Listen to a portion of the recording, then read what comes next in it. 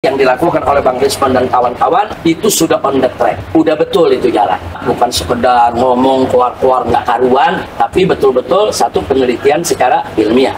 Harusnya laporan tim TPUA di Barreskrim harus didahulukan untuk menguji secara keseluruhan forensik semua dokumen yang dimiliki, yang diklaim dimiliki oleh UGM maupun oleh Joko Widodo. Di ijazah tersebut kan mahasiswa bernama Joko Widodo itu lulus 5 November 1985. Tapi deskripsinya itu dia mendapatkan pengesahan itu tanggal 11 November 1985. Artinya dia wisuda dulu baru skripsi ujian kan itu kan. Sekarang kalau boleh dikatakan ya, yang bisa kami benar-benar pastikan 99,9% itu palsu adalah skripsinya. Kenapa Mas Roy tertarik untuk meneliti, ingin memastikan bahwa ini adalah palsu, ini adalah tidak, dan seterusnya? Kenapa? Ya, karena sebenarnya diawali dari statement Jokowi sendiri, ya, ketika tahun 2013, dalam sebuah candaan dia dengan Pak Mahfud waktu itu, dimuat di di media Tempo, ya, mengatakan tentang IPK, IP kumulatif, ya, dan membanggakan kalau selesai 5 tahun itu, tapi IPK-nya disebutkan di bawah 2. Orang tidak berwenang juga. Lembaga hukum perdata privat, kelompok orang datang ke UGM memaksa saya meminta lihat ijazahnya Pak Jokowi. Nggak bisa. Kalau begitu setiap orang bisa datang ke sana minta melihat ijazahnya Pak Mahfud apa, gitu misalnya. Dan langkah kedua juga sudah benar. Nah, untuk membuktikan penelitian ilmiah ini, karena ini menyangkut persoalan kriminal, kejahatan, pidana, maka harus dibuktikan di pengadilan. Makanya langkah kedua Bang Risman dan kawan-kawan melaporkan soal ijazah palsu ini ke Barreskrim Mabes Polri, itu juga sudah benar. Memang harus seperti itu. Jadi ada penelitian ilmiahnya, kemudian tentu habis penelitian ilmiah kan ada pembuktian ilmiah. Nah, pembuktian ilmiah ini yang punya legitimasi dong. Nah, pembuktian ilmiah yang punya legitimasi dalam bidang kriminal atau kejahatan adalah pengadilan. Baru kita berbicara ke pencemaran nama baik, fitnah, atau penghasutan. Saya kira semoga ini juga dikawal dan dipantau oleh Pak Prabowo Subianto. Nah, itu kan artinya sebuah kefatalan dan UGM janggal ya? Janggal, dan UGM lah yang harus menjawab dong, karena itu kan berarti kesalahan dari UGM. Kok bisa meluluskan seorang mahasiswa yang belum ujian skripsi kan gitu.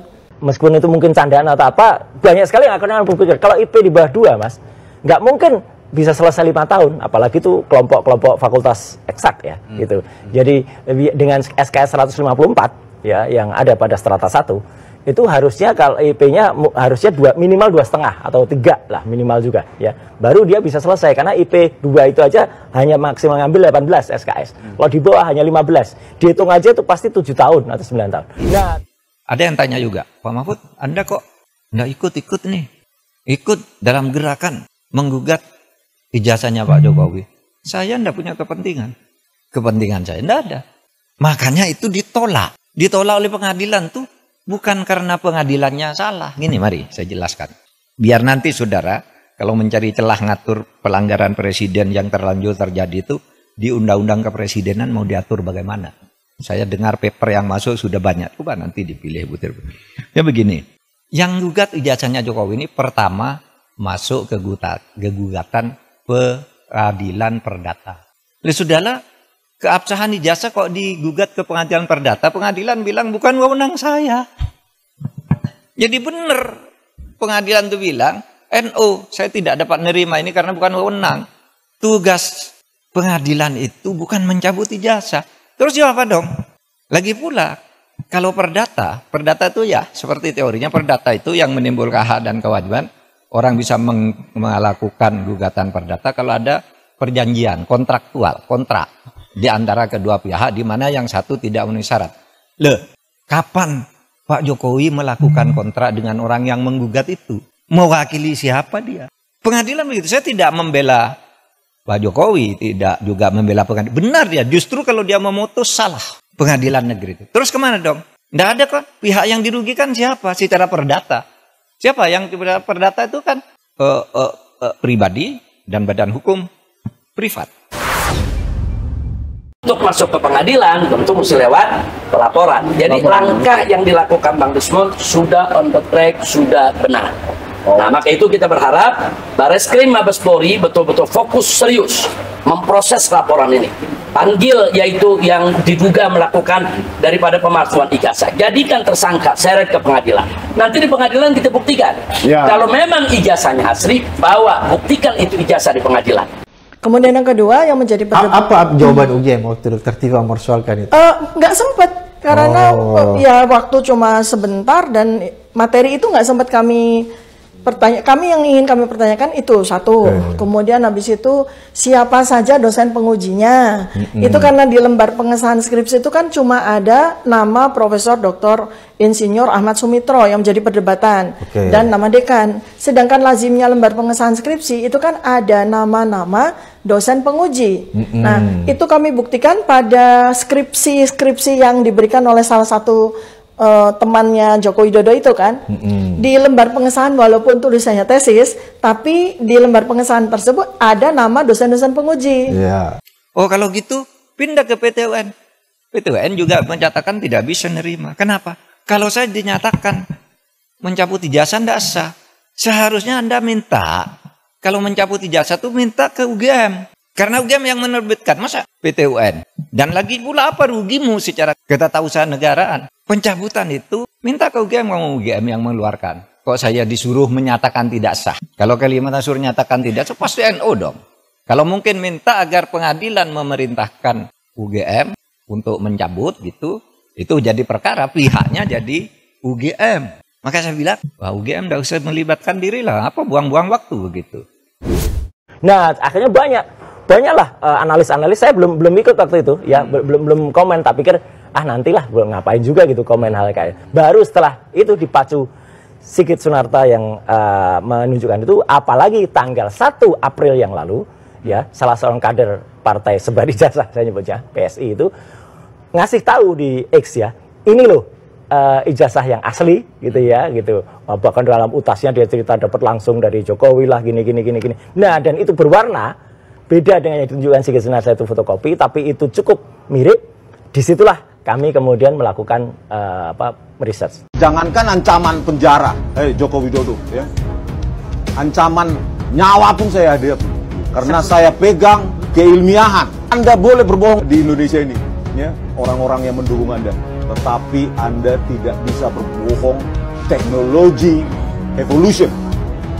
Saya lihat di TikTok, seakan-akan Mahfud MD sekarang sudah berubah, sudah mendukung Pak Jokowi. Dia mengatakan bahwa kalau ijazahnya Pak Jokowi palsu, keputusannya tidak batal. Lah iyalah, bukan karena mendukung, memang begitu. Coba, teori apa yang bisa menyatakan itu? Kecuali pidana ya, kalau pidana personal, bukan pada keputusan ketatanegaraannya.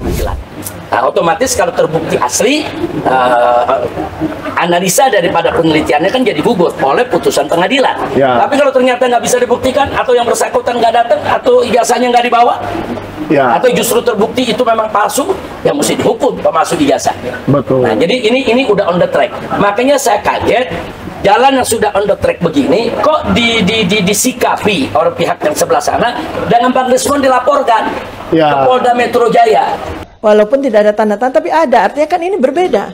Nah, di satu fakultas, satu angkatan, kok bisa ada aturan yang berbeda untuk dua mahasiswa? Kan aneh.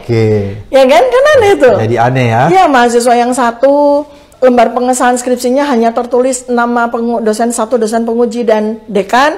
Sementara mahasiswa yang lain yang angkatan yang sama dan menyatakan lulus di tahun yang sama, lembar pengesahannya beda.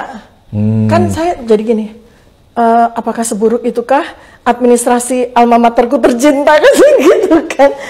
Karena saya tidak mendapatkan pengalaman yang sama di Fakultas Kedokteran yang saya. Sekarang kalau boleh dikatakan ya, yang bisa kami benar-benar pastikan 99,9% itu palsu adalah skripsinya. Tapi dengan skripsi yang 99,9 palsu ya, tidak mungkin kayaknya menimbulkan ijazah yang asli. Saudara nulis nih kayak ini. Profesor Dr. Muhammad Mahfud MD SHSU, benar. Tapi sekarang yang beredar, Profesor Dr. Muhammad Mahfud MD SHSU MIP. Yang di kepres yang terakhir itu ada MIP-nya. Saya tidak pernah mengusulkan nama MIP itu.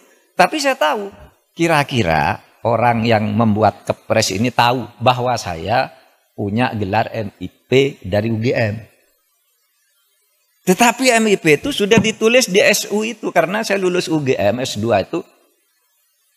Waktu itu lulus tahun 87 itu gelar S2 UGM namanya SU, Sarjana Utama. Sesudah itu ganti MA, Magister Artium. Sesudah itu berubah Magister Ilmu Politik, Magister Ilmu Hukum, Magister Ilmu Teknik, kayak gitu-gitu. Sebenarnya SU itu sudah mewakili MIP. Kalau orang lalu minta kalian cabut, saya tidak masang sendiri, saya tidak tahu. Nah, oleh sebab itu sekarang saya katakan, kalau gitu masuk ke pidana. Nah, saya pikir ini Kapolda Metro Jaya nggak usah diproses lagi lah. Itu laporan, diabaikan aja. Bukan. Sebab ini kan penelitian ilmiah yang mesti dibuktikan, bukan dikriminalisasi. Masa penelitian ilmiah dikriminalisasi, dilaporkan sebagai bentuk fitnah lah, yang menyebarluaskan kebencian. Enggak begitu. Nah, jadi sekali lagi bahwa Bang Rismon dan kawan-kawan sudah betul. Itu jalan, teruskan Bang Rismon. Jangan takut. Adapun kita minta kepada Bareskrim Mabes Polri proses secepatnya. Presidennya adalah Prabowo Subianto. Jokowi, bukan kau. Udah selesai masamu. Ya kita harus siap ini, pergerakan ini. Karena saya lihat apanya ini, saya lihat Pak Prabowo ini, kulihat kalau enggak ada pergerakan massa kayaknya enggak bangun dia. Masih berharap dukungan Jokowi terus gitu. Itu yang kita sesalkan dulu. Ini suara rakyat loh Pak Prabowo Subianto. Cobalah Bapak, kan keluarga Bapak, Pak Prabowo ini orangnya educated ya, very well educated di seluruh keluarga besar Prabowo Subianto. Coba lihat lembar pengesahan skripsi Joko Widodo itu Pak Prabowo Subianto. Adanya kayak gitu, skripsi tanpa tanda tangan penguji itu toilet paper itu. Apalagi teknologinya belum ada saat itu Pak Prabowo Subianto, confirm 11.000 triliun % palsu. Bagaimana ini Pak? Keluarga Bapak akan very well educated semua. Ya, banyak doktor, master doktor. Masa isu ini nggak menjadi hal yang menarik untuk diperhatikan Pak Prabowo Subianto? Negara kita ini menjadi negara apa jadi? Kalau nggak biar kita bubarkan semua sekolah itu, biar pakai palsu-palsu semua. Hati-hati Pak Prabowo Subianto. Kalau Anda tidak bersikap di kasus ijazah palsu, skripsi palsu Jokowi Widodo ini, rakyat bisa bergerak. Banten siap bergerak. Ayo mana provinsi lain? Jangan Banten aja. Nah kalau ke pidana, itu kan udah masuk ke pidana. Malah yang dihukum orang yang menyebarkan berita bahwa ijazahnya palsu. Dihukum bener, ya dihukum, masuk penjara 2 orang. Karena apa? Dianggap menyebarkan berita bohong. Sekarang masih di penjara, belum keluar. Malah yang punya ijazahnya tidak dipersoalkan. Sekarang jalurnya sudah masuk, tinggal politisnya bisa enggak? Karena yang dilaporkan sekarang, ya, yang dilaporkan sekarang itu adalah pemilik ijazah dan sudah dilaporkan ke Bareskrim. Nah kalau itu arahnya udah tepat, tinggal hukumnya nanti dinilai benar apa tidak. Itu palsu. Nah kalau gitu UGM boleh hadir, dipanggil pengadilan. Kalau cuma didatangi orang, saya minta ijazahnya, saya minta skripsinya untuk apa? Kalau saya enggak boleh. Sudah benar tuh UGM. Dan kita minta kepada Kapolda Metro Jaya abaikan itu laporan Jokowi. Itu laporan mengada-ngada dan itu laporan kekanak-kanakan, tidak dewasa, bahkan sekaligus menunjukkan Jokowi panik. Nah, jadi di sini saya nggak mengatakan itu Jokowi ijazahnya asli atau palsu. Ayo kita buktikan di pengadilan. Simpel kok. Simpel. Biar Barismon dengan yang lain-lainnya hadir di pengadilan, jabarkan itu di depan hakim, di depan jaksa, di depan semua. Jabarkan itu mana bukti kepalsuannya. Nah Jokowi sendiri datang bawa ijazahnya. Nah nanti kan hakim bisa nilai, semua bisa menilai. Simple. Tapi kalau pakai lari mau dikriminalkan itu berarti mau lari dari tanggung jawab. Jadi Pak Rismon lawan terus, tegakkan, insya Allah masyarakat. Apakah ijazah Pak Jokowi itu asli atau tidak? Saya tidak peduli karena itu tidak akan ada akibatnya terhadap proses ketatanegaraan kita. Dalam arti begini, taruhlah misalnya, betul tuh ijazah Pak Jokowi palsu misalnya. Lalu ada yang mengatakan gini, kalau betul ijazah Pak Jokowi palsu, maka seluruh keputusan-keputusannya selama menjadi presiden itu batal. Tidak sah. Saya bilang, enggak lah. Apa hubungannya? Itu kan hukum tata negara. Kalau pidana iya. Pidananya bisa. Kalau terjadi pemalsuan, itu karena kebohongan. Kebohongan publik karena pemalsuan. Itu bisa, tapi pidana itu tidak menyangkut ketatanegaraan ke orangnya. Kalau ketatanegaraan misalnya pengadilan memutuskan hari ini. Presiden kemarin ijazahnya palsu, maka semua keputusan jasa ya bubar negara ini. Undang-undang pemilu dia yang buat, pemilunya udah selesai. Yang tanda tangan tuh presiden. Apa tidak sah? Yang mengangkat hakim-hakim tuh tanda tangannya presiden, hakim MK, hakim MA. Apa putusannya batal semua? Pengangkatan menteri diangkat oleh presiden tidak sah? Apa batal semua itu kebijakan perjanjian internasional dan sebagainya? Enggak. Enggak bakal tidak sah. Karena apa? Kalau pendekatannya hukum tata negara dan hukum administrasi negara, itu dalilnya itu keputusan yang sudah dibuat secara sah oleh kedua belah pihak, itu harus dijamin kepastian hukumnya. Wah, itu berlaku. Kalau salah ya sudah, misalnya kita kontrak dengan Cina, bikin jalan tol gitu, bikin kereta api gitu. Karena kita tidak senang lalu mau batal, ya Cinanya tidak mau. Kita terikat oleh hukum internasional juga dalam sengketa internasional. Atau kampus-kampus ini menjadi tidak sah semua ijazahnya. Karena apa? Yang mengangkat menteri, rektornya yang menandatangani ijazah itu. Menteri itu diangkat oleh presiden. Oleh sebab itu jangan terlalu ngelantur.